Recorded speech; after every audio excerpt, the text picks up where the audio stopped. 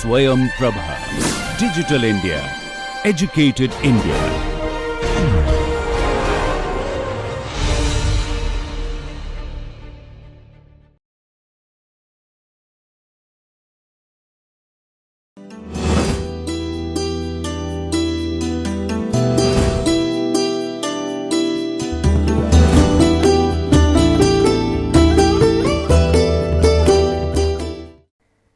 Hello, we are in the 11th week of our course Elements of Literature and Creative Communication. 2 more weeks for the completion of the course, and if you just look back at the range of subjects we have covered and the range of topics we have discussed, learned, debated, well, you would be quite surprised, because in a course that spans 12 weeks, we have covered a wide gamut of topics, literary topics. So, you can proudly say, if you have sincerely attended all the classes and you have participated in the assignments and all that, you can proudly say that you have learned quite many things in literature. And more than that, please remember, we have highlighted this right in the very beginning. Literature is more about developing sensibility. In fact, it is more than knowledge production. It's about how to respond to the society around, right? Therefore, automatically our sensory organs, they will have increased their potential, if not literally, at least metaphorically.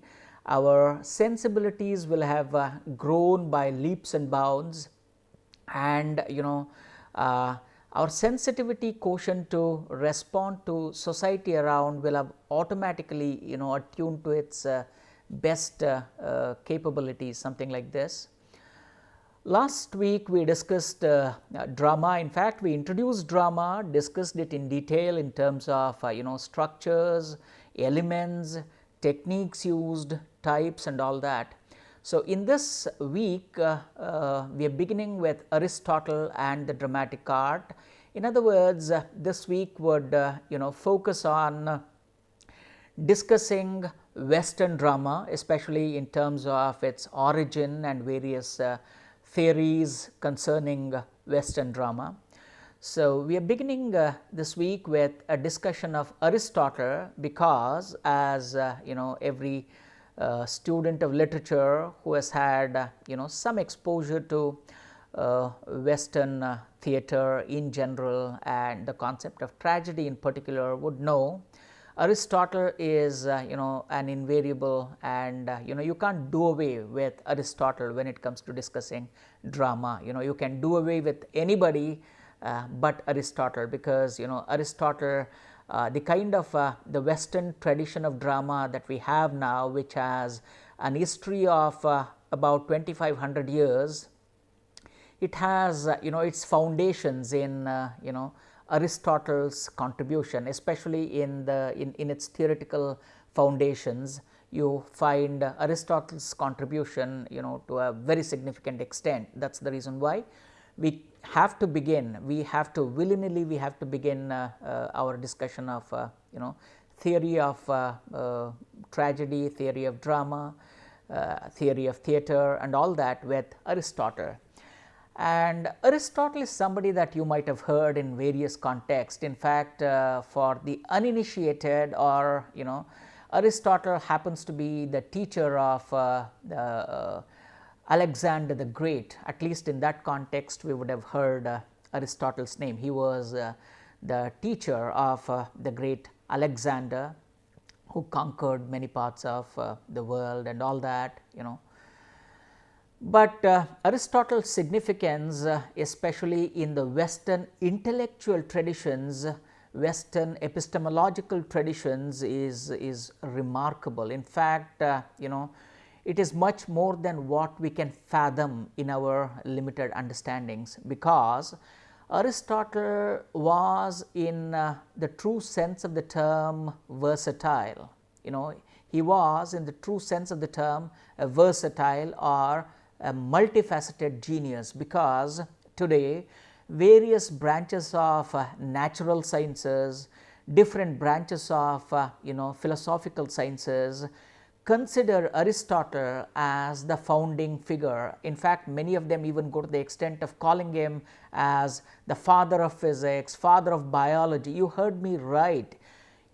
His contribution to physics, biology, the list of subjects that I mentioned in the second point, they are not random subjects. He had a mastery over all of them, not familiarity, but mastery over all of them, because he has authored foundational works in these areas: zoology, metaphysics, logic, ethics, aesthetics, poetry, theatre, music, rhetoric, linguistics, economics, meteorology, geology, psychology. Now look at this, including government and administration. He was a polymath. He was, in the true sense of the term, the master. In fact, the Middle Eastern cultures consider him as the first teacher. The first teacher, Adi Guru. In fact, what we call in the Indian context Adi Guru, Aristotle is in the Western context, especially in the Middle Eastern context, the first teacher. Considering his contribution to all these different branches of knowledge, Dante, a 14th century poet, Italian poet, of course, Dante in the context of the Divine Comedy. In fact, Divine Comedy is one of the invaluable pieces of literature written during the Middle Ages. 14th century Italian poet Dante considers Aristotle as the master of those who know, like the master of the masters, something like this. That is the reason why, in fact, he is a part of the great philosophical tradition. Western philosophy begins with an active discussion of Socrates, Socrates, and from Socrates you have Plato, who is a direct pupil of Socrates, and Aristotle is a direct pupil, student of Plato. Therefore, they are called the triumvirate, the Trimurti of Western philosophy. So they are the ones who prepare the ground for Western philosophy to flourish.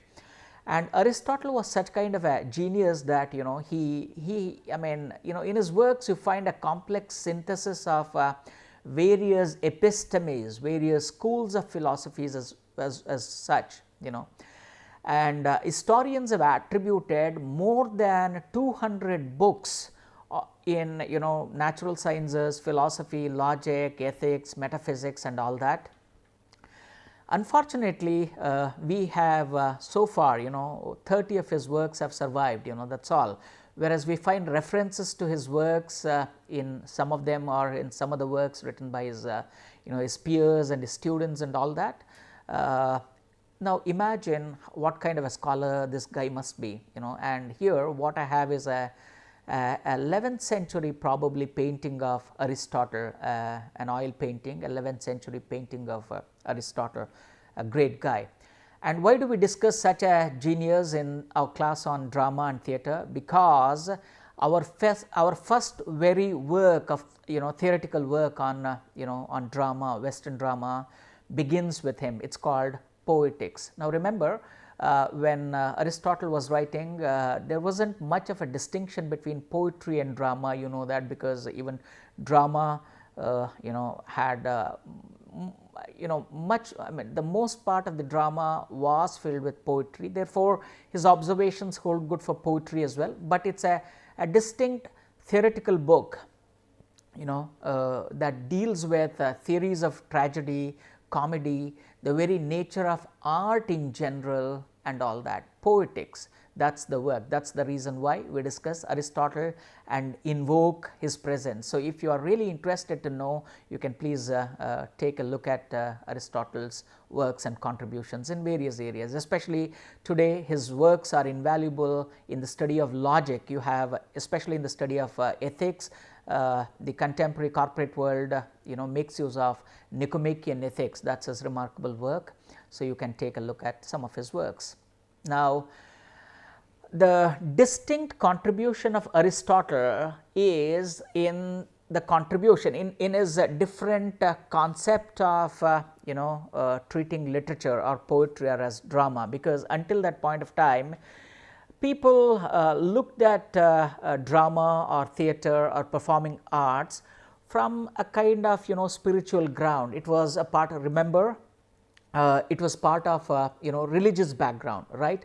Like poetry, drama too has its background in various religious rituals. Maybe in the subsequent classes while discussing origins of drama, we can touch upon that. Whereas for the first time he reimagined, he recalibrated the lens of drama and performing arts and considered it as from a scientific approach, considered it as in a scientific approach. That's why we call, in fact, look at the term techne. It's you and I keep using word like technology very frequently, right? And we use it as a kind of a polar opposite of arts and performing arts and things like that. But you would be surprised to know that techne or technology has a combination of roots, techne and logi. Techne means actually art, it means skill. Therefore, technology traditionally should be a systematic study of art or skill, but today technology means something drastically opposite, right? Yeah, but it has it. So techne, in that sense, it has the connotation of making or doing also. That's why technology, in that sense, it has many meanings, So technology is study of making, especially application of sciences today come to be called technology and all that. Aristotle, we have already identified him as a scientist. He was a natural scientist. In fact, he also has some significant discussion on dentistry as well. You would be surprised that, of course, his theory was later disproved, another matter, but he had some contributions in dentistry too. Okay, so he had a scientific approach. Therefore, he looked at even plays, drama also from that particular approach. Therefore, while his predecessors such as Sophocles, Euripides and Aristophanes, they were his predecessors, were busy making plays, were busy making drama. He studied the structures underlying the drama. He studied, so in that sense, we have the first structuralist in him. We study structuralism when 1950s, 60s and all that, whereas we find the first structuralist in Aristotle because he studied the underlying structure behind an artistic enterprise called drama, and came out with various elements constituting drama, various types of drama, and what is significant in drama. So very thorough and a systematic approach. That's the reason why we begin with Aristotle, and especially his important work called Poetics. Now, in fact, we have several translations of this particular work available. Penguin Classics is one of the most popular ones. If you are interested in reading Poetics, out of curiosity, at least a couple of pages you can take a look at the Penguin Classics. Now, according to Aristotle, whether it is this particular observation, remember, is relevant to the Greek drama that was played until his time. But his influence and the influence of Greek drama spread much beyond the classical Hellenistic age. In fact, until, let us say, the Elizabethan period, because Elizabethan period developed its own distinct dramatic sensibility, but that too has its foundations, or it borrows some of its features from this Greek tradition of drama. And that is the reason why these elements of drama are almost, they hold good even to this day. Even to this day, any student of drama, any student of theatre, they will have to necessarily go through Aristotle's elements of drama. So according to him, either a tragedy or a comedy or any drama, should have 6 distinct elements. We must have discussed this in the very beginning of the classes in a very tangential way. So, today we are going to discuss it in a little more detailed manner, all right. So, plot, character, theme, and remember it is a translation from the Greek, therefore, a couple of translators call it theme and someone else might as well call it thought. Similarly, for dialogue and diction, then you have music, or it can also be called song, then you have spectacle. These are different elements of drama, and to a certain extent this the order in which it is written is also significant, because for Aristotle plot occupied a primary position of significance in drama, So, therefore, let us study that in a systematic way. The word in Greek for plot is mythos, mythos, the same root word for mythology and all that, mythos. According to Aristotle, plot occupied, it's like it occupied the crown of glory in drama. If anything occupied a crown of glory, then it's automatically plot, because he seemed to have said that the plot is the first principle, as it were. It is the soul of a tragedy. Its true character is important, but it holds a secondary position, and of course, that is why after plot you have character, Plot, therefore, he considers plot the soul of tragedy. When he said tragedy, of course, all dramatic, because until that point of time, tragedy was a predominant type of drama. Comedy was a later invention. We identified that, right, because at least for a first a couple of 100 years, tragedy was the only drama that was getting played, and later, of course, with Aristophanes, comedy was introduced. We are going to discuss that in the subsequent classes. Now, for him, plot is very, very important, because as we discussed in the class on fiction, plot is a sequence of events that are connected. So, not just in terms of chronological events, but also in terms of cause and effect. Why did something happen? What are the reasons behind this, and why did this happen, and what is the result of this, like this, cause and effect. So, plot is related to that, a sequence of events, and they are interconnected, and in fact, it's like an engine that propels a motor vehicle, So, a plot, if you can metaphorically say, it's the engine that pushes the vehicle ahead. So, if drama is a vehicle, then plot is its engine, something like that. Therefore, he said that a plot should have a unified whole. In fact, a plot is subdivided into act 1, act 2, act 3 and all that. So, they are interconnected, you can't have some random acts inserted together. So, there must be a kind of a unity. It must, he later used the word unity of action. We are going to discuss it in the subsequent slides. But a plot should have a unified artistic component driven to achieve a desired effect, because if the playwright intends certain effect to be created on the audience, your plot should aid you in that. That is why it should have a neat beginning, a middle and an end. Of course, later Freytag develops based on the ideas proposed by Aristotle. Freytag develops it as exposition, rising action, remember that, climax, falling action, denouement, that structure. So, Aristotle's influence can be found there.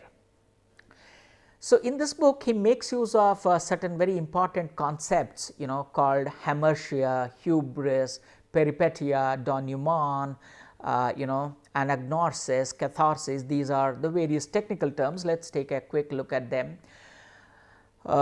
He says that the plot has to move through some of these features. In fact, hamartia, that is a Greek word for, it's been roughly translated as a kind of a tragic flaw, because in a character, especially in a tragic character, there must be something wrong in that character. That is why whatever the character does, they do not succeed in that, either a fatalistic error or a tragic flaw in them, something like that. So, that is hamartia. So, the plot moves from the tragic flaw through peripetia, because because of the flaw, things that are going smoothly, there is a kind of a sudden reversal, things begin going sour, they are not happening properly, there is a sudden reversal.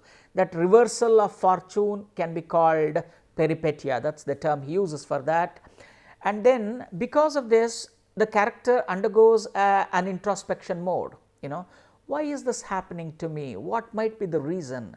So then the character realizes something must be wrong with them, right, that is called a recognition, a proper recognition or a revelation or a recognition. They realize the reason behind it. However, it is too late. By the time they realize the reason behind it, it is too late, and it results in tragedy, and that is when catastrophe takes place, something like this. Or this is called catharsis, it leads to catharsis. So that is something that he uses. And Aristotle believed, again he thought that there are two types of plots. One is a simple plot which need not go through all these movements, the other is of course a complex plot, and he believed that an ideal tragedy in its full glory should necessarily have a complex plot. So this is his understanding of plot. A plot should have a neat beginning, middle and an end, all the 5 elements and all of them and things like that. Okay. Now let us go to see the second element, character. In Greek it is called ethos. Character occupies the second, in a pedestal, character occupies the second position. So when we say character, generally it refers to the protagonist here, not so much about the other characters. So he says that character is that which reveals moral purpose, because it is through the character that the action takes place. Therefore, he says that character is that which reveals moral purpose, showing what kind of things happen here, whether a person chooses it or avoids it and things like that. Well, we have already identified Aristotle giving primacy to plot over character. Why does he do that? He says that character might give us quality in terms of characteristic traits. It may help us realize the qualities of individuals, humanity, whereas it is in our actions, because it is in what we do that whether we are happy or unhappy is decided based on what we do. Therefore, what we do happens because of the plot, right. So that was his understanding. It is true that of course there are a lot of complications to that. You can theoretically disagree with him, because based on what you do, your character also develops, right, because you can't distinguish your character from the characteristic trait and what you do, you can't distinguish like that, but for Aristotle that was an important distinction. Therefore, he prioritized plot over character, that is what he said, And again, there are various types of characters found in drama. Of course, we have discussed round character, flat character, protagonist, antagonist and all that. And for Aristotle, believed that in order for a protagonist in a tragedy to be effective, the protagonist should not be too much of an ideal character, not also a character who is morally depraved. Somebody who balances between the good and bad, because if the person is too noble, too good, the audience would not believe, would not identify themselves with this character, right. Oh, he is godlike, he is not like us, why should we watch it? And if the character, if the protagonist is too much morally depraved, is too bad, then the character, the audience lose respect for that. Therefore, he believed that a character has to be of a mixed, balanced background, something like this. So this was and once when you have that kind of a balanced protagonist, that kind of a balanced protagonist is capable of arousing in the audience emotions of pity and fear. In fact, they are the predominant emotions through pathos. He uses the term called pathos.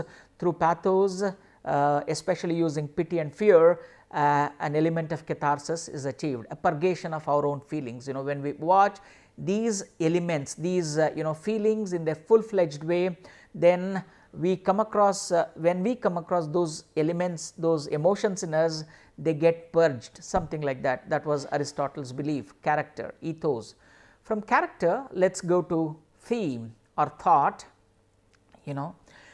In Greek, it is diaonia.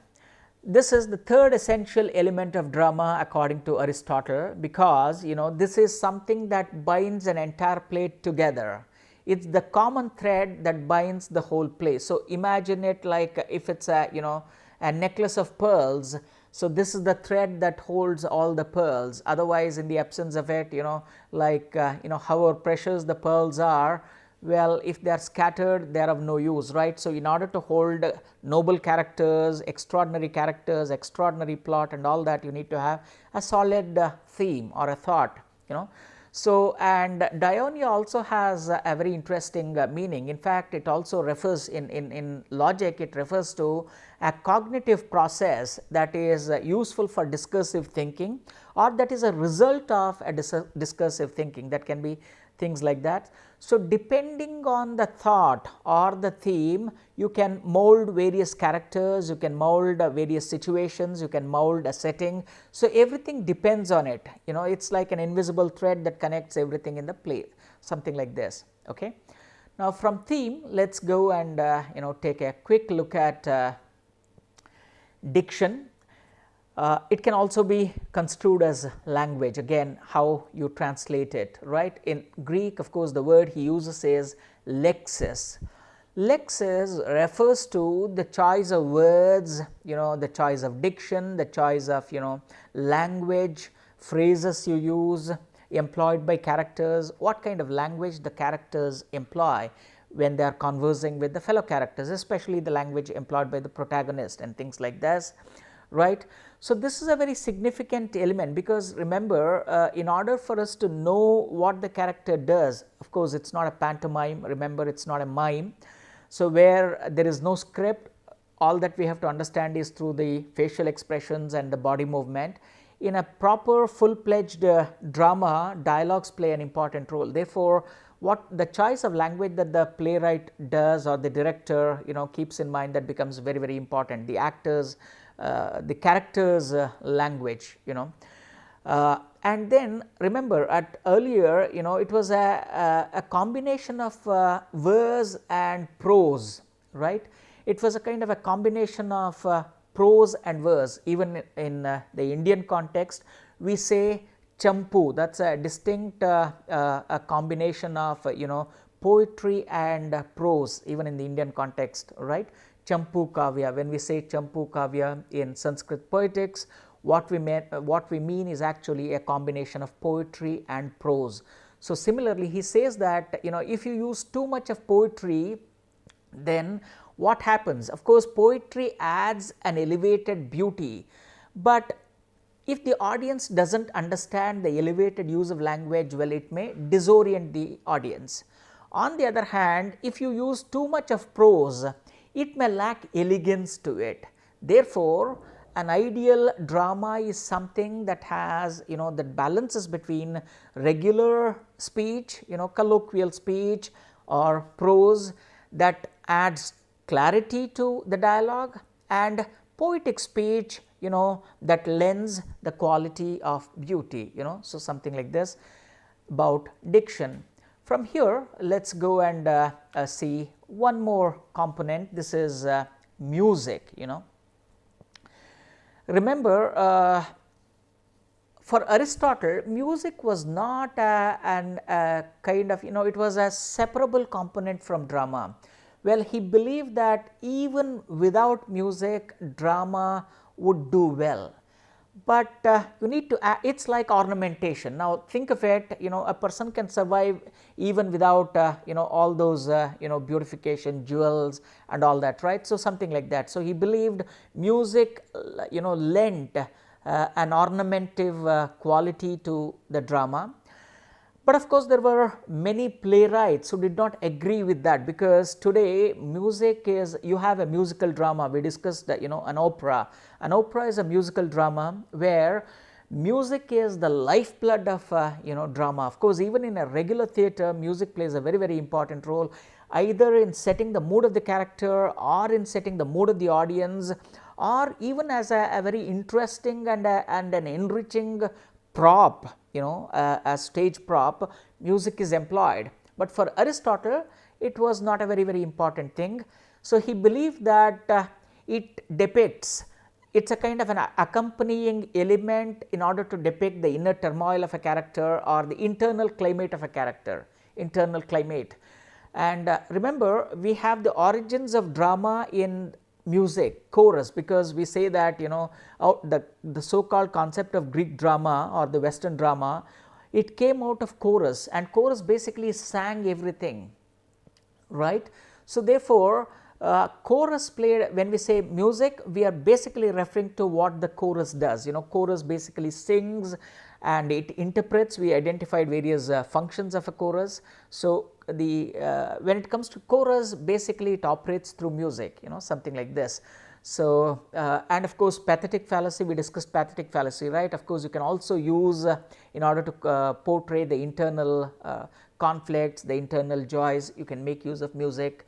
But in the ancient times, of course, music played a very, very important role, but maybe by the time Aristotle began writing it, he is a theorist. Remember, he is not a practitioner of drama, because you know, so you can say that poetics is basically a product of his inductive logic. What is inductive logic? Based on deductions, right, based on his observations of the plays of Aeschylus, Euripides and Sophocles, Aristophanes. He must have deduced a play must be like this, a play must be like this. Nevertheless, it is a significant work, it is the first theoretical work. Okay. And finally, we have spectacle, the sixth element. Okay. This is again spectacle. He considered spectacle slightly important, because spectacle in you know, we have the Greek word opsis, which means, you know, anything that the audience sees. It is a visual apparatus, it is the visual apparatus of drama, because when a drama is presented, remember, when we say performing arts, it is meant to be seen, heard and appreciated. So, what are those elements that the audience sees? Right from costumes to scenery to facial expressions, everything is part of spectacle, right? Everything is part of spectacle, except maybe thought and plot and all that. In order for that to unfold properly, it has to be presented in a proper way. So, therefore, the movement of the actors and the lighting area, the setting area, the curtains, the rich scenery, backgrounds that they use, all of them form spectacle for you know, in the Greek context and for Aristotle. Let us say for and modern playwrights make a very beautiful experimentation using spectacle. Now, imagine Hamlet, you know, I discussed, you know, Hamlet was performed, let us say, on stage, arena theatre properly. Now, Hamlet is being performed, let us say for instance, on a lakeside. Hamlet is being performed in a garden setting with lights, without lights. So, the effect varies significantly. Therefore, in the hands of an able director, in the hands of an able dramatist, you know, spectacle can take as significant a position as drama. In fact, especially in the celluloid medium today, spectacle is all right, because what we see determines the content, because ultimately content, how do we know the content unless we see it? Therefore, seeing the optic, you know, so therefore, spectacle is related to the optic of the drama, and everything is related to the optic, right. That is why we use the term optic. So, these are you know, though for Aristotle it is the least significant element of tragedy, in the hands of contemporary playwrights, in the hands of contemporary directors and dramatists, spectacle comes to occupy a very important significance. Okay. So, these are various you know, or 6 distinct elements of drama that Aristotle highlights in his important work Poetics. Okay. So, in the next class probably we can discuss some other interesting concepts and things like that. Okay. Until then, take care, bye bye.